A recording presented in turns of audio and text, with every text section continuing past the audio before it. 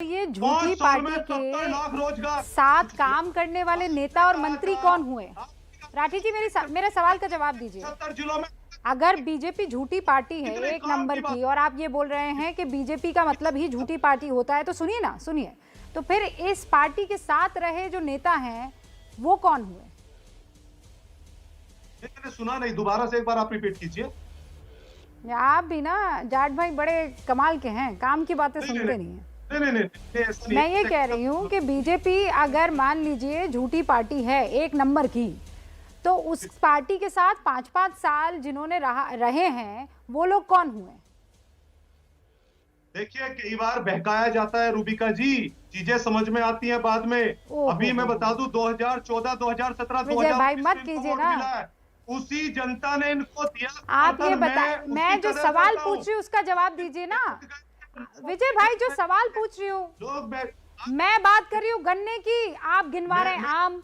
आप मुझे ये बताइए ना कि बीजेपी के साथ रहे वो तमाम लोग 5-5 साल तक जिन्होंने जलेबियां खाई, बढ़िया मलाई खाई, आज अगर वो कहीं और चले जाते हैं वो झूठी पार्टी के साथ रहकर, तो वो कौन कहलाते हैं? अच्छा, झूठों के साथ उन्हीं के हथियार से उनको मारा और मंत्री पद पे और लास्ट में इनको अंगूठा दिखा के चले आए, तो अच्छा हुआ। नहीं तो उससे पहले उनके घर में सीबीआई, आईटी, जेल में डाल दिया जाता उनको। नहीं तो अब क्या हो गए वो सत्यवादी हरिश्चंद्र हो गए?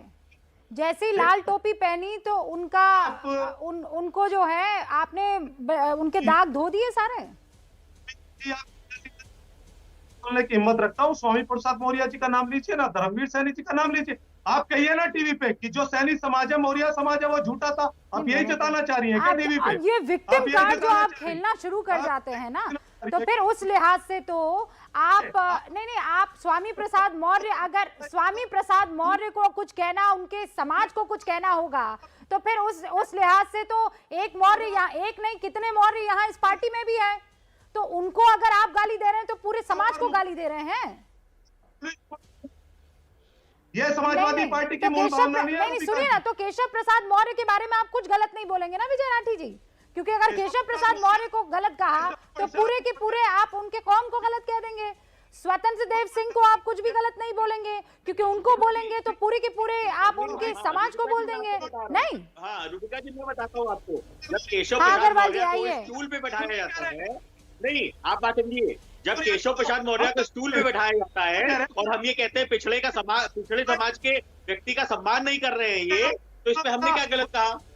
हाँ, ये तो हमने देखा ना, आप ही के चैनल ने दिखाया ना कि उनको दिखाया और महाराज जी खुद बड़ी सोफा पे बैठे और जो बाकी लोग बैठे सोफा पे बैठे। नहीं तो आप दोनों भाई लोग मेरी बात सुनिए, तो आप दोनों बैठकर उनसे सवाल पूछ रहे हैं कि नहीं मौर्य जी से? आजकल भाई आप रोजगार का सवाल पूछना है, भाई 5 साल योगी जी से पूछ रहे हैं कि 5 साल क्या सरकार चला दी आपने, तो मौर्य जी से पूछ रहे होंगे ना कि श्रम मंत्रालय संभाल रहे थे, कितने लोगों को रोजगार दिया?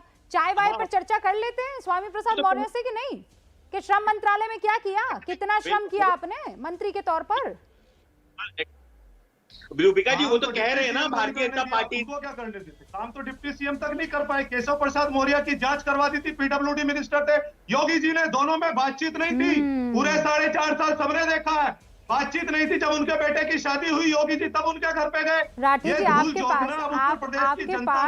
आपके पास वहाँ साइड में कोई ऐसा बैग पड़ा हुआ है, देखिए तो राठी जी, पास में कोई बैग पड़ा हुआ है सीधे हाथ उल्टे हाथ की तरफ?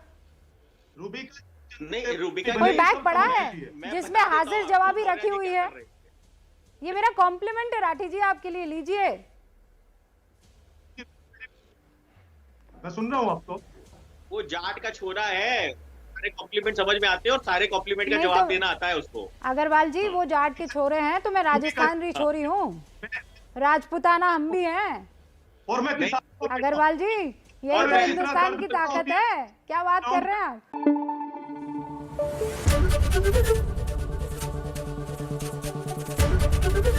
एबीपी न्यूज आपको रखे आगे।